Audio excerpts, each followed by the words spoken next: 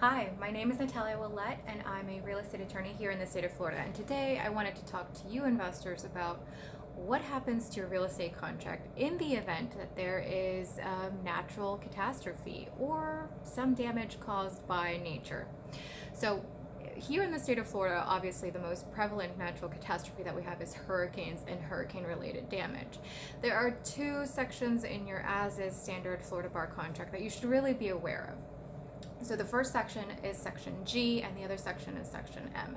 G is talking about force majeure. So if there is something like an act of God, whether it's fire by lightning, hurricane, a tornado, whatever it might be that comes and impacts the property, if for whatever reason, let's say there's a major hurricane like we had a couple years ago where there was a massive uh, outflux of people from the state as a result of it, and it delayed quite a number of closings, there is a 7-day built-in period into your contract that extends the date of the contract by those 7 days so that you can all come back safely, assess the property, etc.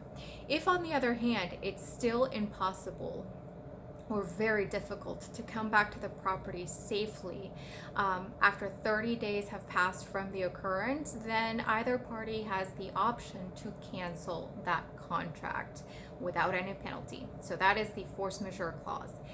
The other clause that you need to know is section M. So section M of the real estate contract talks about the risk of loss. And risk of loss has to do with, what if something happens? What if there's damage to the property? Let's say an adjacent tree fell on the property and on the roof.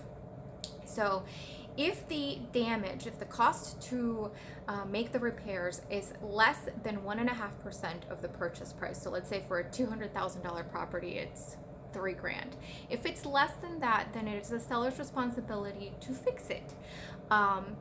If the cost ends up being more than that, then it gets a little bit iffy. But at that point, the buyer can either take it as is and take 1.5% as kind of like the seller's contribution to that repair, and then they have to fix the rest themselves. Or if it's more than that 1.5% of the purchase price, the buyer can choose to terminate that contract if they do not want to take the property as is, with that damage having taken place and knowing that the repairs are going to be more than 1.5% of the cost. So that is something for you to keep in mind, whether you are a buyer or a seller in the transaction, if you're using a standard Florida bar as is contract.